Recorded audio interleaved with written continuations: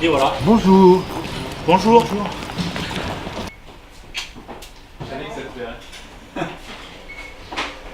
Pas trop, ça va. C'est bien, il y a un peu de monde, c'est bien ça. Eh bien oui, alors, merci d'être venu. Oui, parce que c'est un soir de Coupe d'Europe. Voilà, effectivement. C'est un soir de Coupe d'Europe. Parce qu'on a l'atelier en panne, mais autrement. Ouais. J'espère que vous ne serez pas. Quand on m'a téléphoné pour proposer d'accueillir Monsieur U, je dois vous avouer que j'ai rigolé sur le Vous pensiez que c'était. c'est incroyable. Qu'est-ce que c'est que cette affaire? Et sur le coup, au début, je me suis posé la question de est-ce que le lieu se prêtait à une rencontre? On est en plein début on parle beaucoup des primaires, des élections de l'année prochaine, etc. Et on va peut-être fermer. Ouais, super.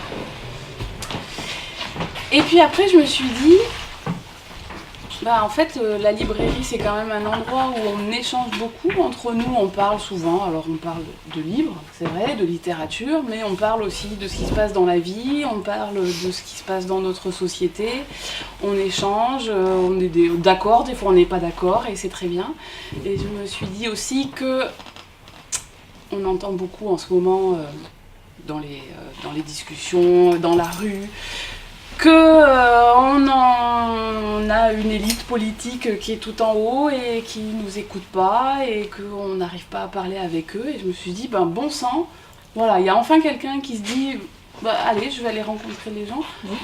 Pourquoi pas, voilà. Après, chacun a ses idées, on est là pour en discuter, pour débattre, pour s'engueuler, pourquoi pas. Pour palabrer, mais en tout cas, voilà, je trouvais que c'était intéressant de pouvoir... ce qui est réclamé par tout le monde, d'ailleurs, ils sont pas là et ça m'agace. Voilà, pour une fois. Et je vous en remercie. Donc merci d'être venu, merci à merci tous à vous. d'être là. Et puis alors voilà, vraiment là aujourd'hui, profitons, échangeons, discutons, posons des questions. Écoutez, d'abord, je viens d'accorder une interview à votre télévision. Et les questions étaient d'une pertinence folle. Ils ont tenté de me déstabiliser, je vois le journaliste qui est content, mais j'ai cru... je suis un peu habitué, mais non, merci de votre invitation. C'est pas complètement le hasard, c'est parce que je venais à Saint-Pompon, et deuxièmement, la maison d'édition, Alma Éditeur, qui a édité ce livre, ce n'est pas ma maison d'édition traditionnelle. Mes différents ouvrages étaient auparavant chez Stock, Archipel, le dernier c'est Archipel. Et là, c'est une maison d'édition, petite maison d'édition littéraire. Et donc, il s'avère que j'ai rencontré les gens qui la dirigeaient et je leur ai proposé de sortir ce livre. Ils font très très peu de livres politiques, c'est surtout pas... Et là, j'aurais dit, écoutez, si vous êtes d'accord, je veux faire ce petit livre avec vous, parce que j'ai des choses à dire maintenant, et notamment dire quelque chose qui me concerne, puisque quand je dis laisser la place, c'est pas de la démagogie, c'est pas, je m'applique à moi-même dans la prochaine période cette démarche, mais à une condition, c'est que je veux pas léser les libraires. Mais moi, j'abandonne mes droits d'auteur pour que vous puissiez sortir ce bouquin presque au prix des livres de poche. Et ils ont sorti ce petit bouquin, 120 pages, 129 pages, à 5 €. Et je pense que c'est important, c'est une démarche qui est... Et donc ils m'ont dit, oui, mais vous allez aller dans des librairies indépendantes. Alors j'ai dit, d'accord, c'est formidable, parce qu'il y en a tellement qui disparaissent. Et donc, il faut encourager ce type de démarche. Et alors, il s'avère que je ne vais pas jouer les hypocrites. Quand je suis venu, j'ai pris l'avion. Et puis hier, je suis allé faire un débat de même nature à Saint-Étienne. Là, j'ai pris le TGV. Et à la gare de Lyon, j'ai vu que dans les relais, il y avait des petites piles du bouquin. J'étais content pour la maison d'édition, mais j'étais content aussi de faire systématiquement. Et c'est vraiment systématique. Je fais que les libraires que me recommandent la maison Alma. Voilà, c'est pour la petite histoire. Et alors ensuite, vous posez, alors je ne vais peut-être pas parler trop longtemps pour que je puisse répondre à vos questions. ce livre, c'est un livre qui ne supporte pas l'hypocrisie, donc qui est un livre politique.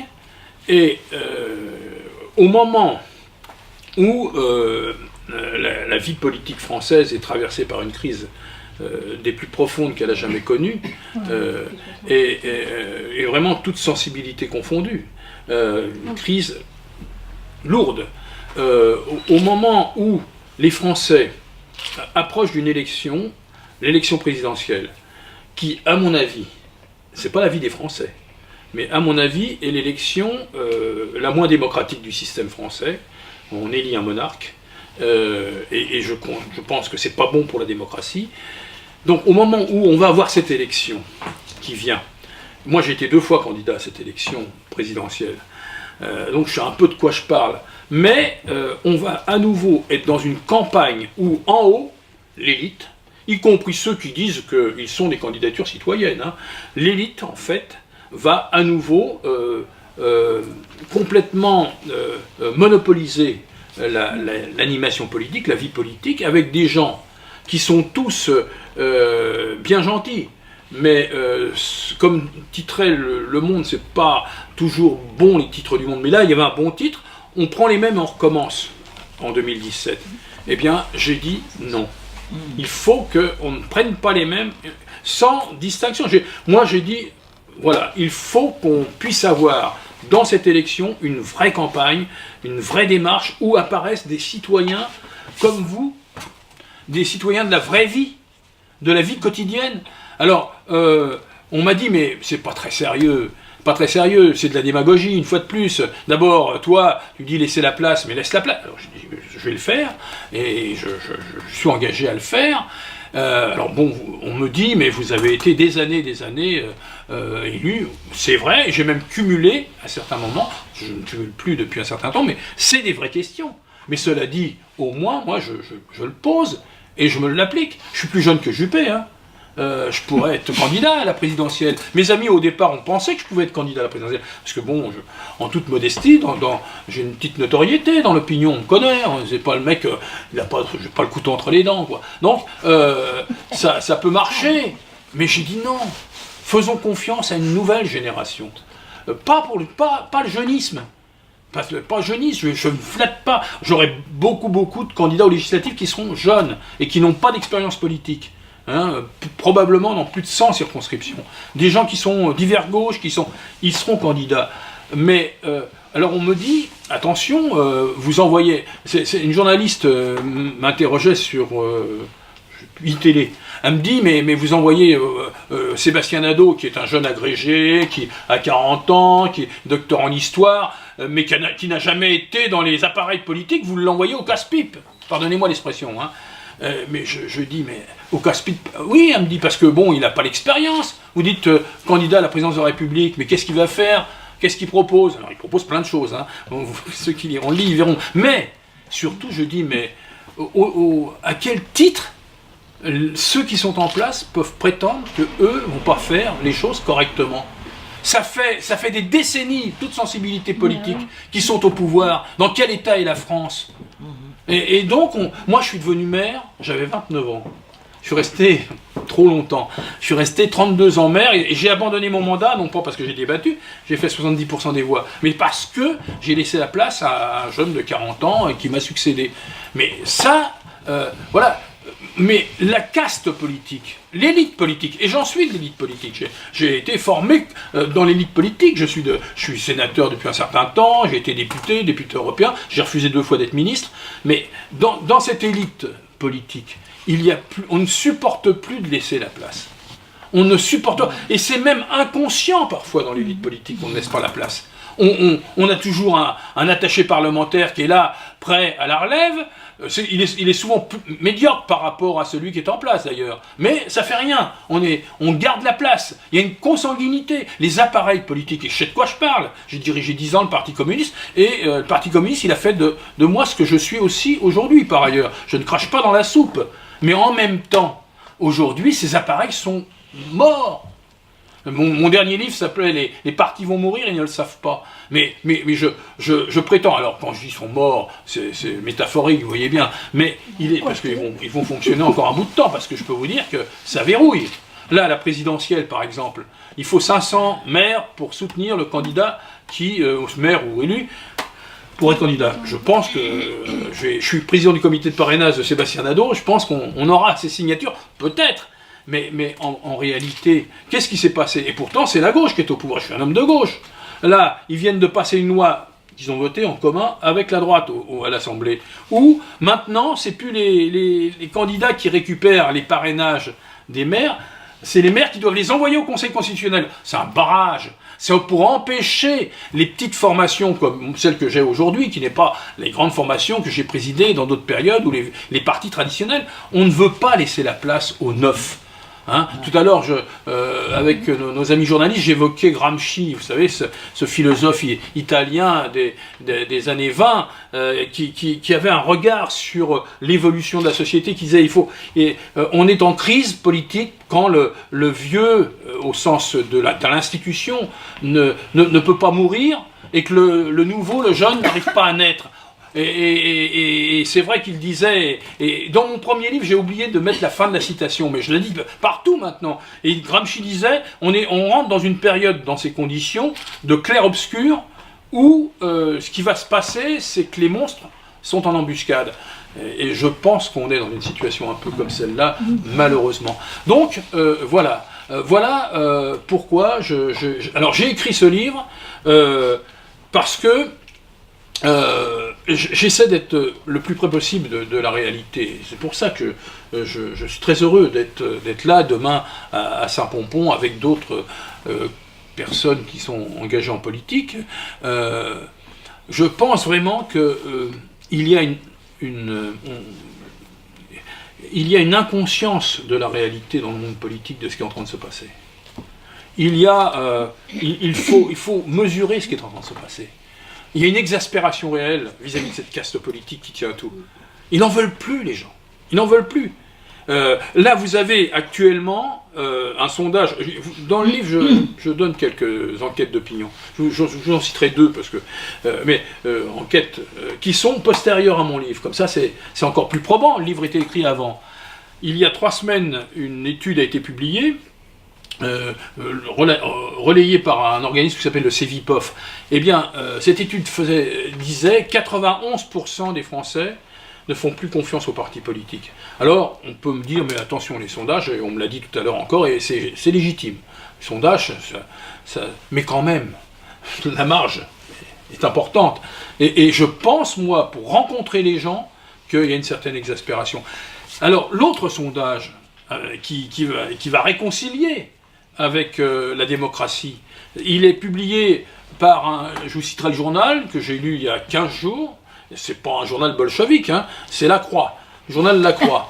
Eh bien, le journal La Croix a publié une enquête qui s'appelle « Vive la politique ». Depuis 3 semaines, ils publient, c'est une enquête remarquable.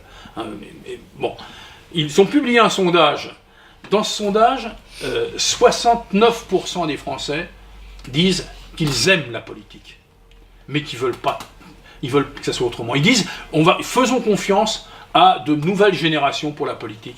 Ne faisons plus confiance. Bon, alors, c'est pas démagogique ce que je dis. Moi, les partis politiques tels qu'ils ont existé, et qui aujourd'hui, que je considère comme des impasses, ils ont apporté à des gens issus du monde ouvrier, comme je suis, des possibilités. Ils ont rempli une mission démocratique exemplaire. Mais force est de constater aujourd'hui qu'ils ne sont plus engagés dans cette mission. Ils n'apportent pas la réponse qu'attend. Moi, tout à l'heure, je le disais à nos amis journalistes, j'ai été formé par les structures politiques. Hein, prendre quelqu'un comme moi, qui est donc de milieu ouvrier, et en faire quelqu'un qui, a été dans les institutions de l'État, où j'y suis encore un peu, mais et c'est pas l'université. L'université, j'ai pas eu la chance, je voulais être médecin, moi. J'étais infirmier, ce qui est pas mal, mais je voulais être médecin. Et le barrage, c'était pas un barrage, je pense pas, intellectuel. Bon, il aurait fallu que je sois un peu meilleur en maths, mais cela dit. En tous les cas, voilà. Et le barrage, il a été social. Et donc, ce qui m'a permis d'accéder à la connaissance, à la réalité, et pouvoir aujourd'hui en parler dans cet esprit. C'est cette éducation que j'ai eue. Moi, après 68, j'ai 69 ans, après 68, j'ai vécu 68, j'avais la vingtaine, quoi. Et j'allais à l'université organisée par mon parti politique. Mais qui étaient les maîtres qui nous enseignaient? C'était Althusser. C'était des gens qui étaient des gros gabarits, comme on dit, qui étaient à normal sup le matin et avec des gens issus du monde ouvrier le soir. C'est sacrément formateur, je peux vous dire. Et donc, là, tout ça n'existe plus. Et c'est un drame. Et on voit bien qu'aujourd'hui, on est dans une crise éthique de la politique. C'est une crise... Je pense que... J'explique là ce qu'on explique traditionnellement quand on a une formation un peu comme je l'ai eue et qui reste avec des traces, et après tout que je ne boude pas. On est très sur l'économie, on sait ce qu'on veut, encore que je pense que l'économisme ça suffit, l'économie qui détermine la politique, il y en a marre. Alors on est sur la crise économique, on est sur la crise politique, les institutions, j'en parle, mais le plus important, je crois, c'est la crise morale. On a une crise morale dans ce pays, un rapport moral, éthique aux institutions. Et si c'était la France seulement, mais une partie des pays d'Europe connaissent cette réalité. J'expliquais qu'il y a eu une élection dimanche à Rome. La jeune femme qui est arrivée avec 36% des suffrages, Virginia Caggi, je crois, c'est son nom. Elle n'a jamais appartenu, comme Nadeau, à un parti politique, elle est de gauche, mais encore qu'elle s'interroge, et elle a été élue. Alors elle était dans le parti de BP Grillo, qui est pas recommandable, mais elle s'en est écartée. Elle s'en est écartée comme d'autres se sont écartés des structures qui étaient qui les engluaient. Et elle a été élue, elle va être élue maire de Rome. 36 ans, c'est une avocate, je crois. Et elle n'a pas une grande expérience politique, mais elle a été élue parce que les gens en ont ras-le-bol des partis politiques, y compris des partis politiques comme ceux qui sont au pouvoir, démocrates notamment, en Italie, et qui se réclament de la nouveauté, de la jeunesse, un régime, voilà. Et la réalité, elle est différente. Donc, voilà. Voilà pourquoi j'ai écrit tout ça. je vais peut-être répondre à vos questions parce que sinon je vais dans mes vieilles habitudes dogmatiques d'enfermer le débat avant qu'il soit ouvert. Est-ce que je peux vous poser une question? Je vous en prie, madame. Avez-vous vu le film Merci Patron? Oui, bien sûr. Ah bon, et alors? Je me suis beaucoup amusé. Oui, c'est vrai. Mais bon, il a des défauts ce film. Oui, mais il a beaucoup de qualités. Oui. Je crois que ce film, il révèle, à travers un grand patron du CAC 40, il révèle ce qui est en train d'exploser. C'est-à-dire les inégalités terribles de la société. La société est une société qui est en train de terriblement s'aggraver. Il y a, c'est une caractéristique, des tas de gens ont écrit sur ces questions avant que Ruffin ne fasse ce film. Je pense au prix Nobel Stiglitz, par exemple, vous l'avez certainement dans vos meilleurs livres, c'est je recommande, c'est un économiste prix Nobel, et c'est pas quelqu'un de ma sensibilité a priori. Il doit être social-libéral, disons social-démocrate pour ne pas le vexer, mais en tous les cas, c'est... il explique ça, il explique que plus grandit la financiarisation du monde, etc., la démarche que l'on connaît, qui marque notre temps. C'est-à-dire, à l'époque de Marx, la société était plus simple à regarder. On était en pleine révolution industrielle, la société était marquée par une classe ouvrière importante, on voyait que la radicalité, passait par un capital industriel en clair. C'était la révolution industrielle. Aujourd'hui, on est dans la révolution numérique. faut faire le parallèle. Je tente de le faire dans une partie du livre. À l'époque de la révolution industrielle, effectivement, le capital était industriel pour l'essentiel, même si c'était des familles de rente souvent. Mais capital. Aujourd'hui, c'est la finance qui domine le monde. C'est cette financiarisation folle et c'est cette fuite en avant. En 1995, j'ai fait une campagne électorale où je parlais de l'argent roi. C'est vrai que, il est évident qu'aujourd'hui, on voit que plus grandit la richesse, plus il y a effectivement inégalité. J'avais, en venant là dans l'avion, je lisais un petit papier qui est dans le Monde économique d'hier soir ou d'avant-hier soir, où il publiait un institut de Boston américain, publiait l'évolution des milliardaires, des millionnaires, oui, même pas les milliardaires, les millionnaires dans le monde, les gens qui possèdent $1 million, etc. Et la progression cette année était de 8%, enfin en 2015, 8%. Et il y a dans le monde 18 millions de gens qui sont millionnaires. Et à l'autre côté, à l'autre bout, donc vous avez en gros 1%, on le sait, c'est un chiffre qui est connu que de Stiglitz, 1% des richesses qui sont tenues, enfin plutôt 1% des individus qui tiennent à peu près 50% des richesses. Donc voilà, une situation comme ça, c'est difficile et il faut l'intégrer. Bon, voilà, alors Ruffin, dans cette affaire, et son film, un peu caricatural parfois. Oui, mais il a mais été applaudi par la salle était presque pleine. Mais moi, je l'ai applaudi.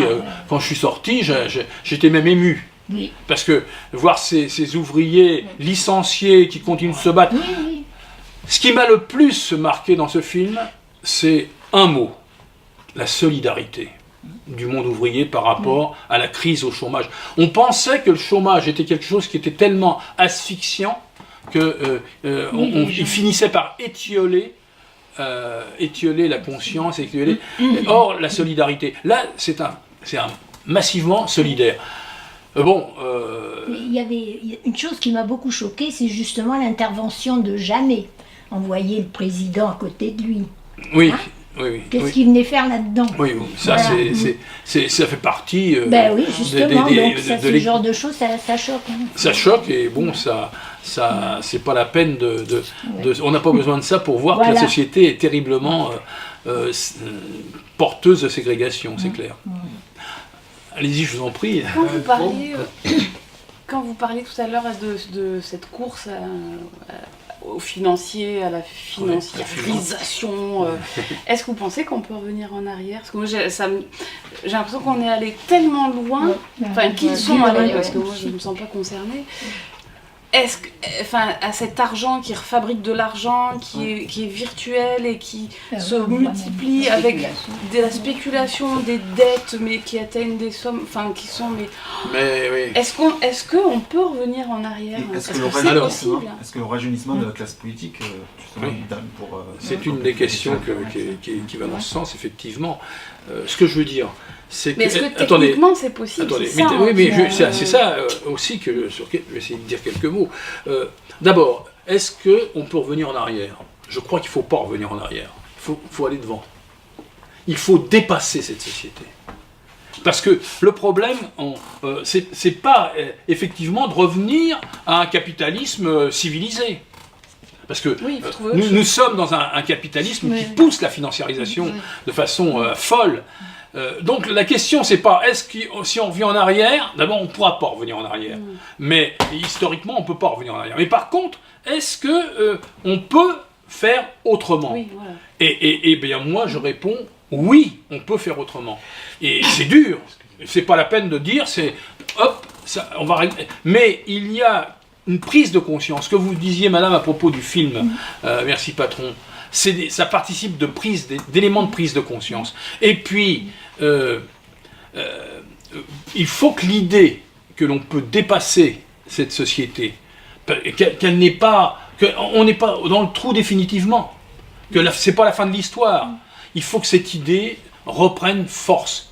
Or, on a passé une période de révolution néolibérale où ces idées-là sont devenues les idées modernes, où ces idées-là sont devenues les idées, comme j'aurais dit dans mon vieux langage, dominantes.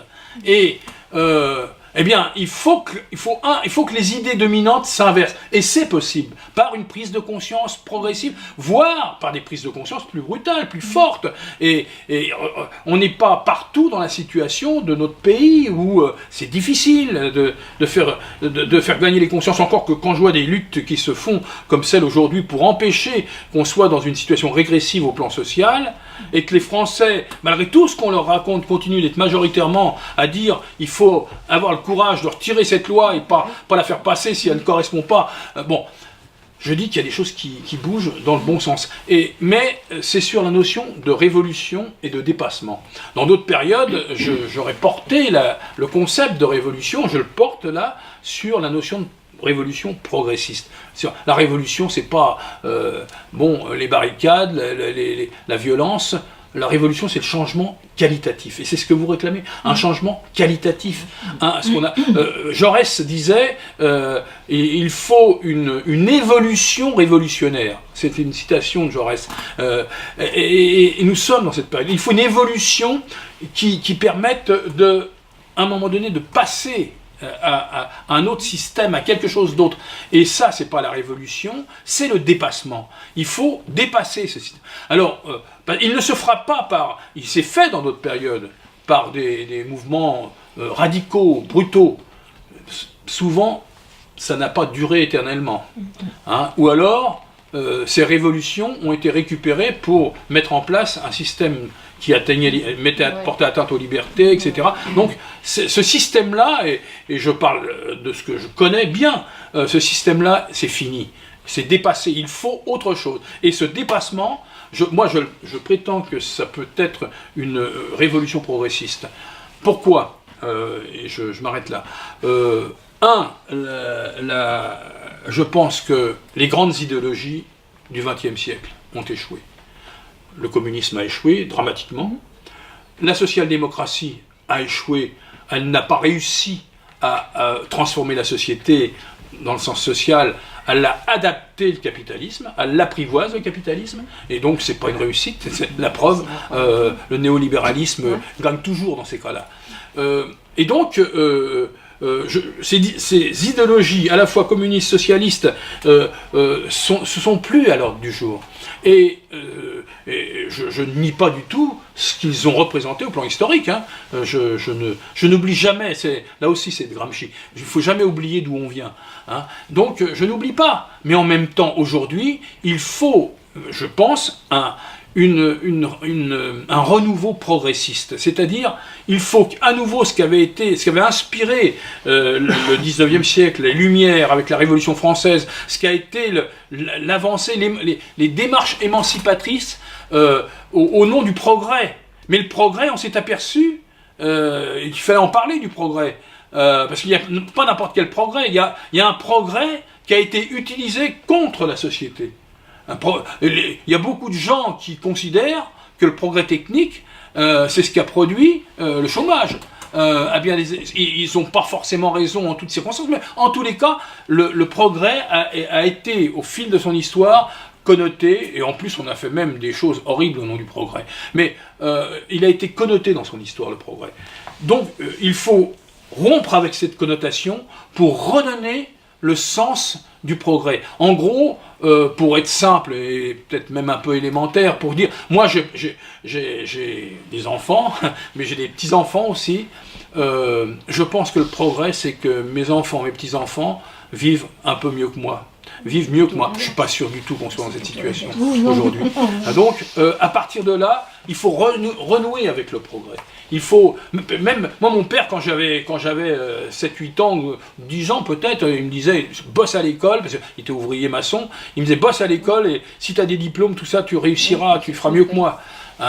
Bon, j'ai réussi mieux que mon père, mais pas mieux idéologiquement, sinon je ne serais pas là. Mais en tous les cas, ce que je sais, c'est que aujourd'hui, je vois des jeunes, j'en rencontre beaucoup tous les jours, je fais des choses un peu comme nous sommes ce soir.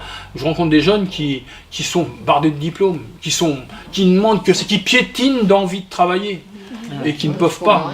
Je dis ceux-là, ils ont bossé et ils donnent tort à mon père, ils ont bossé et ils n'ont pas de boulot. Donc, il faut renouer avec un concept avant-garde du progrès, une démarche voilà. C'est ça l'esprit du livre, en fait. Hein. Et donc, j'explique que, pour ça, comme il y a un carcan, une élite, dont je suis issu, mais que j'essaie de dépasser, justement. Une élite qui tient tout, qui empêche que ça bouge. Et puis, il ne faut pas aller chercher seulement au sommet de l'État, la promotion Voltaire, qui occupe tous les postes qui peuvent être existants autour du président de la République ou du gouvernement. Il y a ceux-là. Mais même dans les collectivités territoriales, même dans les régions, il y a des baronnies, il y a des gens qui se protègent, il y a des gens qui protègent leur succession, il y a des gens qui n'ont qu'une idée quand ils arrivent au pouvoir, y compris au pouvoir local. Ce n'est pas en fait de mettre en œuvre pourquoi ils ont été élus, c'est de créer les conditions pour garder le pouvoir. Bon, ça... moi c'est le contraire, je ne veux pas garder le pouvoir et je l'ai gardé trop longtemps dans notre période, mais il faut au moins avoir le courage à un moment donné de dire bon, ça, il faut arrêter, hein. faut mettre... Vous avez une prise de conscience, quoi. Oui. Et alors, c'est bien. Merci. Donc, mais non, mais bon, je dis ça, vous pourriez me dire, il était temps. Oui, ça mais il était temps, mais j'accepte, oui, je vais au-devant. Il était temps, mais dites, montrez-moi quelqu'un qui actuellement à la société française dit, je laisse la place. Dites-moi, où je viens, moi, du monde citoyen, comme nos jeunes candidats. Dites-moi, donnez-moi un nom sur les 60 personnes qui sont actuellement à piétiner dans l'impatience des élections. Donnez-moi un nom, je vous fais la démonstration qu'il a été ou dans un appareil, ou dans une administration, tenue par l'appareil. C'est la même chose. Hein. Ou il a été ministre, ou il a été parlementaire. Je l'ai été, je pense qu'il faut des parlementaires, mais à un moment donné, il faut aussi avoir le courage que des gens puissent accéder à la vie politique sans avoir été, après tout, parlementaire ou pistonné par le parti.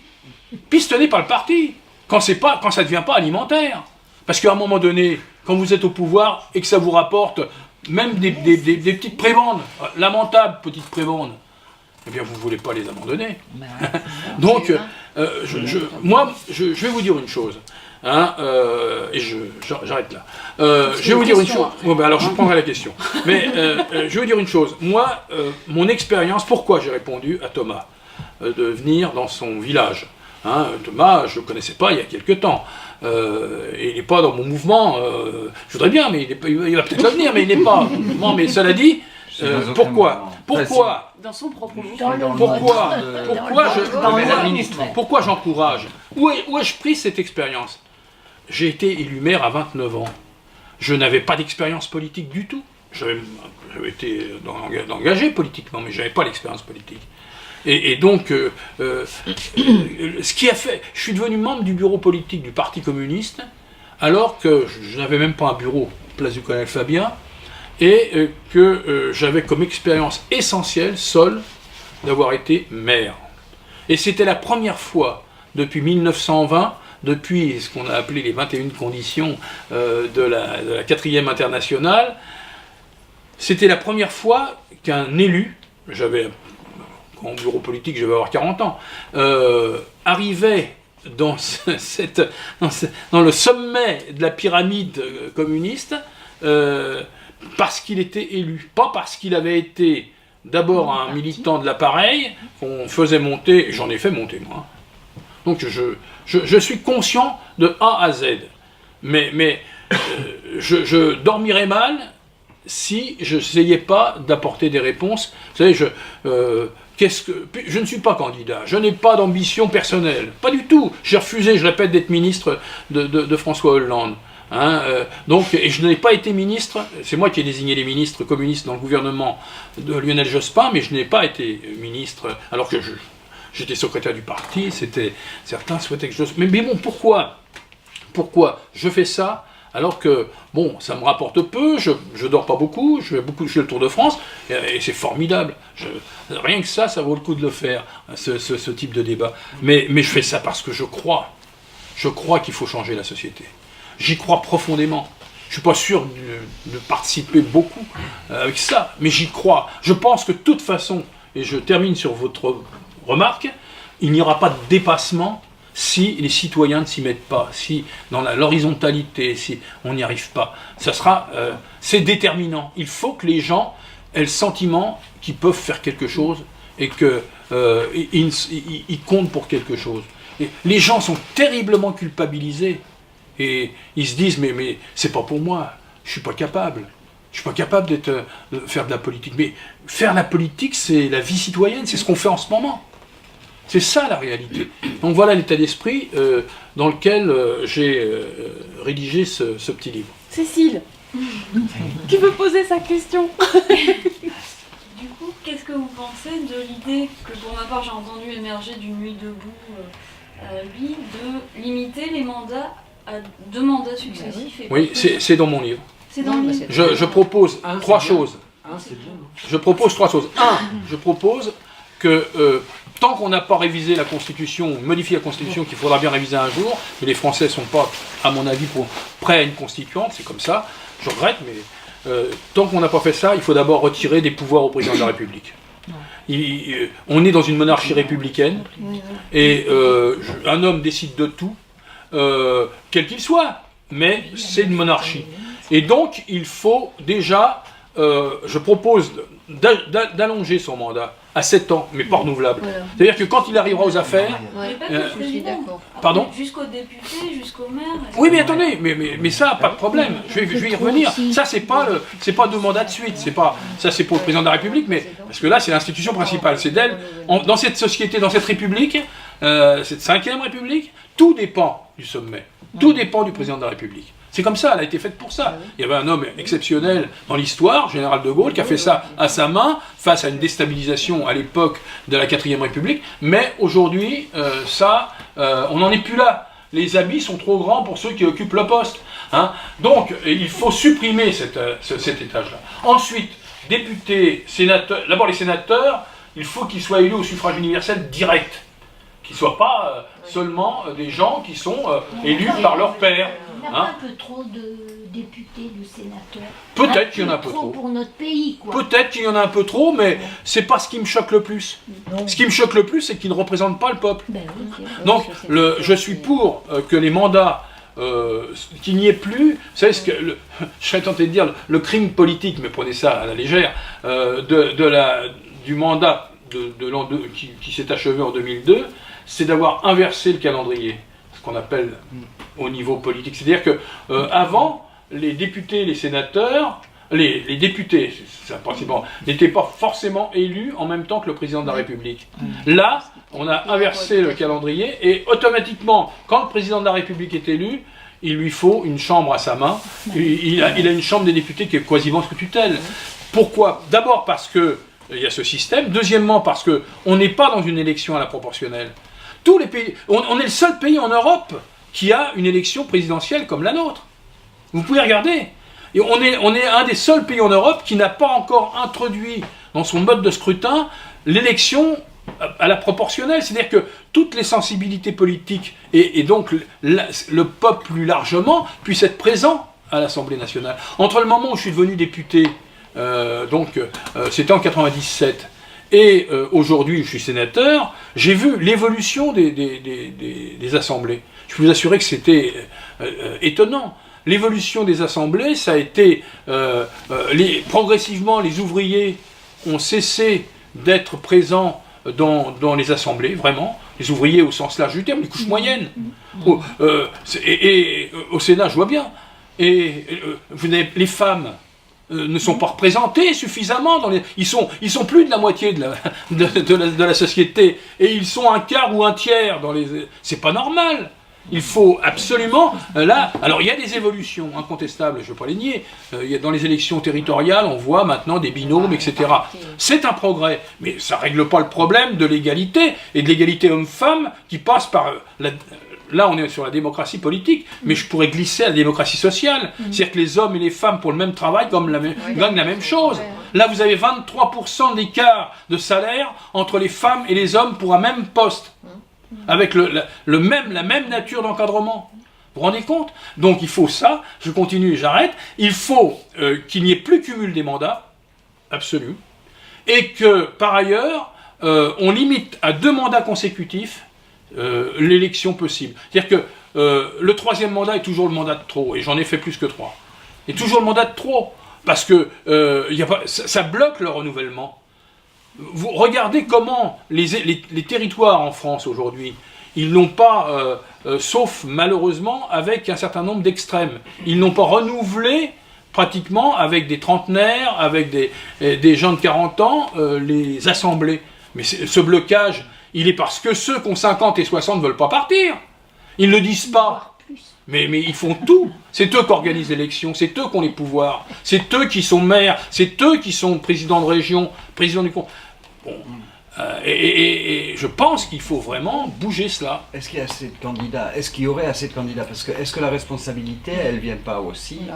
Notre responsabilité, c'est de se présenter. Oui, mais... Enfin, on peut... Moi, je suis aussi favorable, je dénonce aussi tout ce que tu dis, mais il y a quand même aussi... Nous, on a une responsabilité, et moi, je pense que c'est de plus en plus ça, le discours qu'il faut avoir, et même pour régler la révolution qui peut se passer, c'est simplement que nous, on prenne...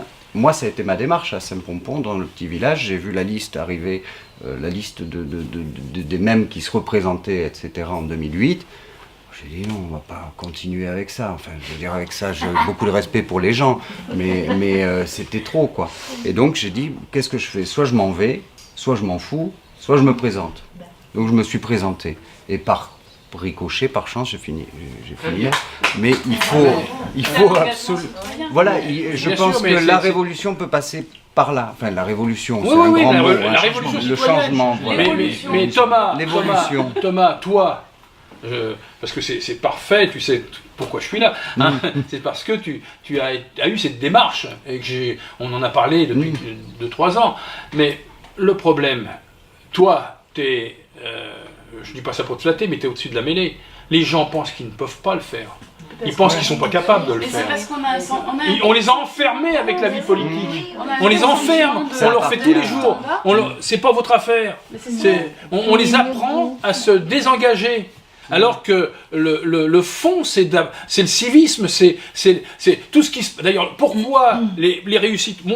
Sébastien, comme toi d'ailleurs, Sébastien, il vient de la vie associative, la société civile. C'est là aussi où on apprend, dans la démocratie directe, participative, mais je ne parle pas de la tarte à la crème, c'est là qu'on apprend à être conscient qu'on peut faire quelque chose. Le problème, c'est qu'à un moment donné, il faut du courage. Et il faut du courage, Si c'était simplement la volonté, on y arriverait. Mais il n'y a pas que la volonté. Il faut du courage parce qu'il y a tout un système qui est là pour empêcher cela. Quand j'évoquais tout à l'heure la candidature à la présidence de la République, je vous ai dit ce que je pense de ce type d'élection. Mais pourquoi là, le Parti socialiste, que je respecte par ailleurs, et les Républicains, après tout, je respecte aussi, pourquoi pas. Pourquoi ils se sont associés là pour empêcher que les 500 signatures des maires et des élus pour les candidats plus modestes, les candidats citoyens comme le nôtre, eh bien, pourquoi ils ont fait une loi qui fait qu'aujourd'hui, on ne peut plus donner directement son parrainage à l'élu, mais qu'il faut passer par le Conseil constitutionnel? Ils ont joué le découragement. Les maires, il y a plein de maires qui ne sont pas de mon bord. Moi, je m'occupe d'obtenir les signatures pour Sébastien Nadeau. Pas simple, hein. Mais il y a plein de maires qui ne sont pas de mon bord. Et je leur dis, bon, bah, je respecte complètement, mais au moins pour la démocratie. Contribuer à ce qu'on ait des candidats un peu comme vous. Donc, et là, je le prolonge, voyez-vous, votre question me permet de le dire, je le prolonge au niveau des élections législatives. Là, avec Sébastien Nadeau, nous avons engagé un tour de France, où nous allons rencontrer dans des petites causeries comme celle-là, les gens, pour leur dire voilà ce que on essaie de faire. Et dans la salle, nous leur disons, écoutez, nous sommes sûrs qu'ici, il y a des gens qui pensent qu'ils ne peuvent pas être candidats députés parce qu'ils n'en ont pas la force, les moyens, etc. Eh bien nous vous proposons d'être candidats. Et nous allons proposer comme ça, au moins dans 100, 150 circonscriptions, et nous allons aider. Moi, ça fait 7 ans, avec on a un autre parlementaire, qu'on reverse nos indemnités de parlementaires pour faire une caisse commune qu'on va partager pour financer les campagnes électorales de nos 200 candidats qui vont être des candidats neufs, avec des idées neuves. On va se planter peut-être, mais au moins, je dis pour certains, ça peut arriver. Hein. Bon, mais on fait un petit truc de principe, etc. Mais écoutez, on n'a pas grand-chose à perdre. Parce que ce qui sort des assemblées actuellement, faut voir. Alors il y a des gens tout à fait, il y a des gens dévoués. Hein. Moi, vous savez, il y a 500 000 élus en France. Hein. Il y a la caste, ça représente quoi? 1 ou 2% de tout ça, 3% peut-être. Le reste sont des gens qui passent leur vie, leur week-end, je l'ai été maire, leur week-end à régler des problèmes de la vie quotidienne des gens. Ils sont emmerdés, ils voient pas leur famille. C'est ça l'essentiel des élus territoriaux d'un pays comme la France. Donc ceux-là, je respecte profondément cette démarche, et c'est pas ceux-là que je vise, mais il y a une poignée, mais cette poignée, quand vous regardez bien, elle tient l'essentiel. C'est ce qu'on appelle la caste, elle tient l'essentiel, à droite comme à gauche. C'est le pouvoir. Le pouvoir, c'est terrible, le pouvoir. Moi, je l'ai eu, le pouvoir, je l'ai exercé. J'ai des détails. J'ai été 2 fois candidat à la présidentielle. Je faisais des émissions de télé tous les jours, hein, ou presque, en tous les cas, oui, pratiquement tous les jours. Je faisais l'émission de télé, l'heure de vérité, choses comme ça. Je sortais de l'émission. J'avais des bons copains qui m'aidaient beaucoup à travailler, etc. Je leur disais, bon, ça a été, j'étais le meilleur du monde. L'émission avait été exceptionnelle. Alors je disais, mais dites-moi la vérité, j'ai dû dire des conneries quand même. Bon, on n'arrivait pas, parce qu'il y a une sorte de réflexe. Par contre, comme j'étais maire, j'allais dans la galerie marchande de ma petite ville, 1 000 habitants dans la région parisienne, Montigny-les-Cormeilles. Je traversais la galerie marchande de Carrefour. Et là, je rencontrais les gens qui me connaissent depuis 15 ans. Maintenant, je suis né dans le pays, moi, je n'ai pas été dans une ville pour prendre le... Donc, il me disait, dis donc, c'était bien ça ce que tu as dit hier, mais là, tu as dit une connerie. Hein. Il faut pas recommencer. Si tu dis ça, les gens t'écoutent. C'est ça, la vraie vie. C'est parce que si vous voulez, dans le pouvoir, vous êtes toujours flatté. Oui, c'est ça. Vous êtes flatté, vous êtes le meilleur. Hein, et je pense que dans le pouvoir actuel, il y a des erreurs majeures qui sont faites, qui sont liées au tempérament qu'on a, parce qu'on aime bien être considéré comme le meilleur. Hein, c'est très flatteur. Il faut lire Machiavel, hein, sur Le Prince. Ouais, je le cite d'ailleurs. C'est formidable le pouvoir, mais c'est terriblement, ça pervertit terriblement. Il n'y a pas que l'argent. L'argent écrase tout. Et c'est pas un discours facile que j'ai là. Mais donc il faut, c'est pas simple. C'est pas simple d'être représentant de la nation. Mais vous voyez que vous pouvez l'être. Hein. Donc je vous invite, si vous voulez être candidate à Périgueux, je cherche une femme qui serait... On peut la désigner, hein, suffrage direct. Allez, qui est pour qu'elle soit candidate? Et Colline à Bergerac, parce que tout à l'heure elle disait comment je pourrais faire, etc. Ouais, elle se pose des questions. Alors moi je pense que, alors c'est pas sur la place publique, mais mon investissement associatif au sein des librairies Atlantiques, je pense que c'est une forme d'investissement et de bien sûr, travail citoyen. Bien sûr. Mais vous allez voir que bientôt il paraît que ça va s'appeler la Grande Aquitaine. Mais des gens comme vous, je ne savais pas ce que vous dites là. Moi, on se connaissait pas, hein, vous pourrez en attester. Eh bien, j'en rencontre tous les jours qui me disent on va franchir le pas, on va faire. Vous permettez qu'on le fasse, ben on va le faire. Et bon, je ne demande pas s'ils sont d'accord sur tout, etc. C'est ridicule. Qui est d'accord sur tout aujourd'hui? C'est ridicule. Et je fais plein de... Je vous propose d'arrêter parce que on repart à Saint-Pompon, il y a 1h15. Pardonnez-moi, c'est passionnant, mais... C'est loin, ouais. Voilà, je vais essayer de revenir demain. Bon. Oui, c'est vrai, vous venir. Ah ouais, oui, Thomas, Mais c'est où? c'est un bon maire, hein, il n'imite pas. Hein. Bon, je me bascule. Ah ben je sais pas. J'espère que vous savez.